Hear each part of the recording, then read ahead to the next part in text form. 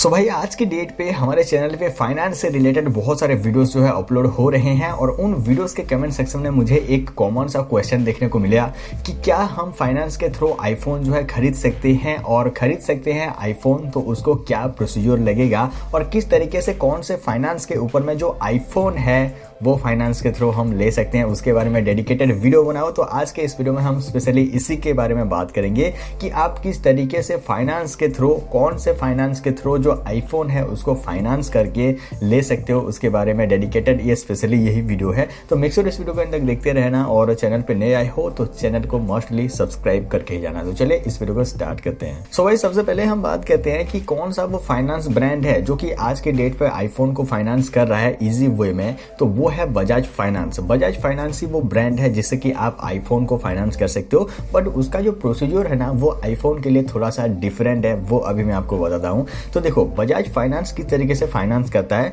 देखो बजाज फाइनेंस का जो पोर्टल होता है ना, उस पोर्टल के ऊपर में बहुत सारे जो प्रोडक्ट हैं सब लिस्टेड होते हैं और जितने भी सारे प्रोडक्ट लिस्टेड होते हैं उन्हीं प्रोडक्ट को आप बजाज फाइनेंस के थ्रू फाइनेंस कर सकते हो, ठीक है। तो यही जो लिस्टिंग वाला सेक्शन है ना, सबसे बड़ी गड़बड़ी होता है यहीं पे। ये जो लिस्टिंग वाला सेक्शन है यहाँ पे एप्पल का कोई भी प्रोडक्ट यहाँ पे लिस्ट नहीं होता है।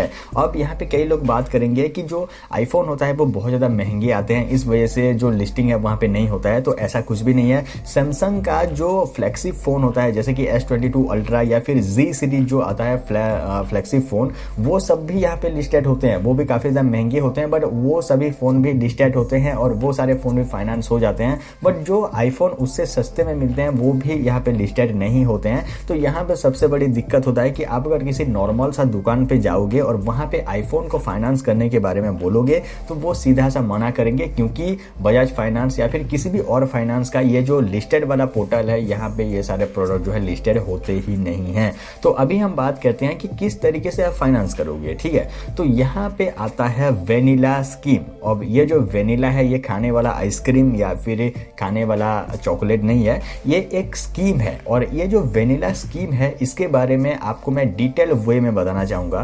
तो देखो अगर कोई दुकान वाला किसी भी प्रोडक्ट को सेल करना चाहता है ना, तो उसके पास में बहुत सारे तरीके बच जाते हैं उस प्रोडक्ट को सेल करने का। कुछ लीगल वे होते हैं, कुछ इलीगल वे भी होते हैं, बट प्रोडक्ट वो सेल कर ही देता है अगर वो चाहता है तो यहाँ पे आता है वेनिला स्कीम। और ये जो वेनिला स्कीम है ये बजाज फाइनेंस ने ही खुद ही इसको बनाया है, बट उसको ऑफिशियली नहीं इंट्रोड्यूस किया है।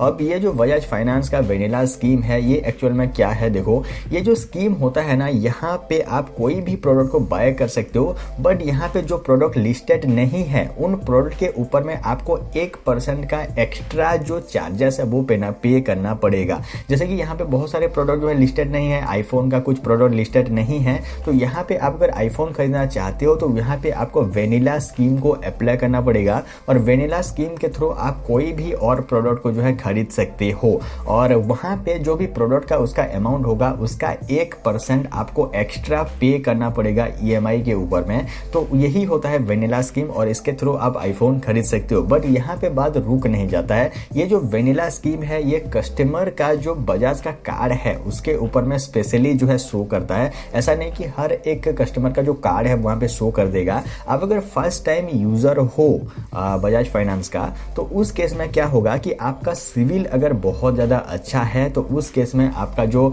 सिविल को देख के, आपका जो लोन स्टेटमेंट को देख के, बैंक का जो स्टेटमेंट है उसको देख के जो वेनिला स्कीम है वो शो कर देता है। उसके अलावा आप अगर पहले से बजाज फाइनेंस का यूज़र रहे हो, पहले आपने कोई फ़ोन, AC, फ्रिज, TV वगैरह उसको लिया है और उसका जो EMI है उसको टाइम टू टाइम आपने पे किया है, कोई भी बाउंसिंग वगैरह कुछ भी नहीं किया है, एक अच्छा कस्टमर आप पहले से बजाज फाइनेंस का हो, तो उस केस में आपके कार्ड के ऊपर में ये जो वेनिला स्कीम है ये शो कर देता है। तो कुल मिला के कहा जाए तो ये जो स्कीम है ना ये बजाज फाइनेंस का स्कीम है, बस ये जो है मास लॉन्चिंग नहीं हुआ है, हर किसी कस्टमर के लिए ये स्कीम अवेलेबल नहीं है। बट आपका सिविल बहुत अच्छा है तो आपको ये जो है मिल जाएगा, या फिर आप जो है अच्छा यूज़र रहे हो बजाज का तो यहाँ पे जो वेनिला स्कीम है वो अप्लाई हो जाता है और यहाँ पे जो आईफोन है उसे आप इजीली बाय कर सकते हो। बट आपको 1% एक्स्ट्रा जो चार्जेस है वो पे करना पड़ेगा। अब यहाँ पे एक तरीका और आता है जिससे कि आप आईफोन खरीद सकते हो। बट पहले जैसे कि मैंने आपको बताया था ना कि कोई दुकान वाला अगर एक फ़ोन को बेचना चाहता है तो वो किसी भी कीमत कीमत पे उसको बेच देगा। अब दूसरा जो तरीका है वो ये है, ये शॉपकीपर के ऊपर में डिपेंड करेगा, ठीक है। तो आप हर एक दुकान पे जाके ये सारा सिस्टम जो है नहीं बोल सकते, ये शॉपकीपर के ऊपर में डिपेंड करेगा। और ये एक ट्रस्ट इशू वाला सेक्शन भी हो सकता है। ऐसा मैं क्यों बोल रहा हूँ, तो देखो जैसे कि मान लो यहाँ पे आपका कार का जो लिमिट है उसमें 50,000 रुपीज है, बट आप एक आईफोन को खरीदना चाहते हो जिसका प्राइस है 70,000 रुपीज, ठीक है। बट यहाँ पे जो प्रोडक्ट है ना वो लिस्टेड ही नहीं है और वेनिला स्कीम भी आपका जो है अप्लाई नहीं हो रहा है। तो उस केस में शॉपकीपर क्या करते हैं, 50,000 रुपीज का कोई और प्रोडक्ट को जो फाइनेंस है उसको उसको जो है सेल करते हैं। बट वहां पे जो प्रोडक्ट है उसको दिया नहीं जाता है, वहां पे बस लिस्टिंग किया जाता है, वहां पे बस प्रोडक्ट को ऐड किया जाता है कि इस बंदे ने सैमसंग का 50,000 रुपीज का एक फोन को बाय किया, और वहां पे उस प्रोडक्ट के जगह के ऊपर में आपको एक दूसरा प्रोडक्ट जो है दिया जाता है,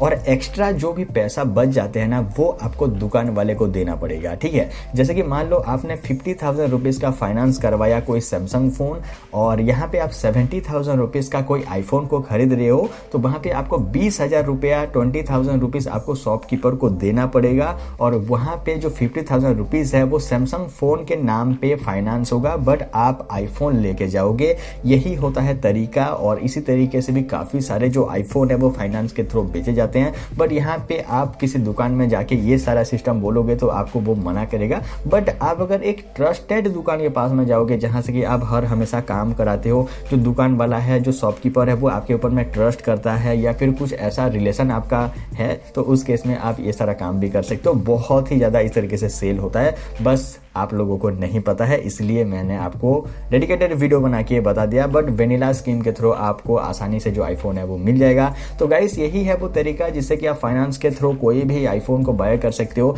फिर भी कोई भी सवाल या फिर सुझाव है इस टॉपिक से रिगार्डिंग, तो इस वीडियो के कमेंट सेक्शन में आप मुझे पूछ सकते हो। आज के लिए बस इतना ही गाइस, मिलते हैं किसी इंटरेस्टिंग सब वीडियो में, तब तक के लिए thanks for watching guys, thank you.